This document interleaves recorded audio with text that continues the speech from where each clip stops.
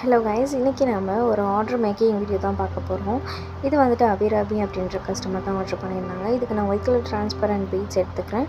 அதுக்கப்புறமா black colour and white colour cracker beads, இது ரெண்டுமே சேர்ந்த மாதிரி தான் வரும். ஸோ உங்களுக்கு ஃபுல்லாகவே கிராக்கர் பீட்ஸாகவும் கிடைக்கும். ஸோ நான் இந்த black and white cracker beads எடுத்துக்கிறேன்.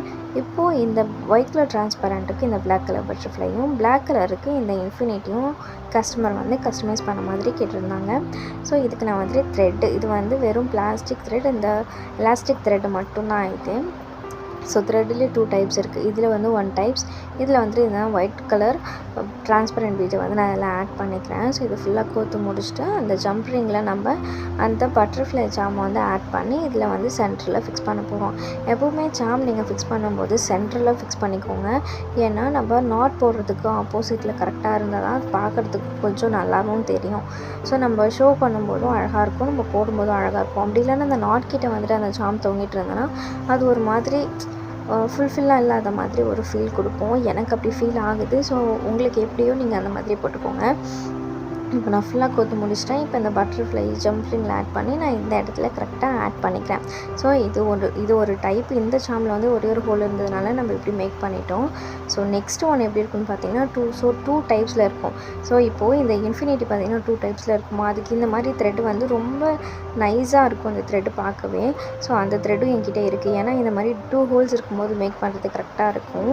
ஒரு சிலர் என்ன பண்ணுவாங்க அப்படின்னா, இதை ஃபுல்லாகவே லென்த்தியாக எடுத்துகிட்டு இந்த ஹோல்லேருந்து ஆரம்பித்து அந்த ஹோலில் நாட் போட்டுப்பாங்க. ஆனால் அது பார்க்குறதுக்கு ஏதோ ஃபுல்லாக இருக்க மாதிரி எனக்கு ஃபீல் ஆகலை.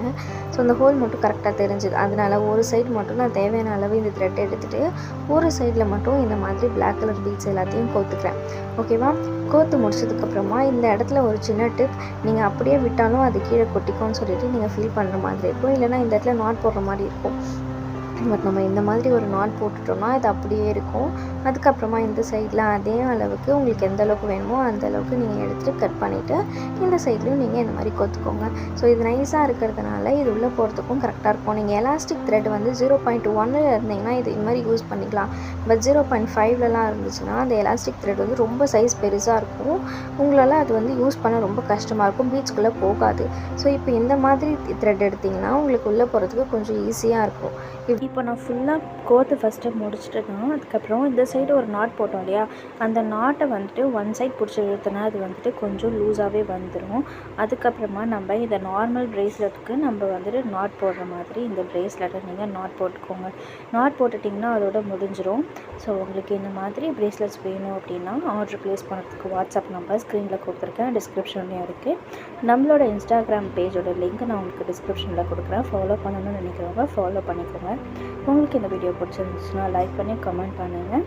இதில் கொடுக்குற டிப்ஸ் உங்களுக்கு யூஸ்ஃபுல்லாக இருந்துச்சுன்னா சொல்லுங்கள். இன்னும் நிறையா டிப்ஸ் என்கிட்ட இருக்குது, நான் ஒன்று உங்களுக்கு கொடுத்துட்ருக்கேன். யூஸ்ஃபுல்லாக இருந்துச்சு அப்படின்னா லைக் பண்ணிவிட்டு சப்ஸ்கிரைப் பண்ணி வச்சுக்கோங்க சேனலை மறக்காமல். இதே மாதிரி வேறு எந்த மாதிரி ப்ரேஸ்லெட் மேக்கிங் வீடியோ போடலாம் அப்படின்றத கமெண்ட் பண்ணுங்கள், மறந்துடாதீங்க. பாய், டேக் கேர்.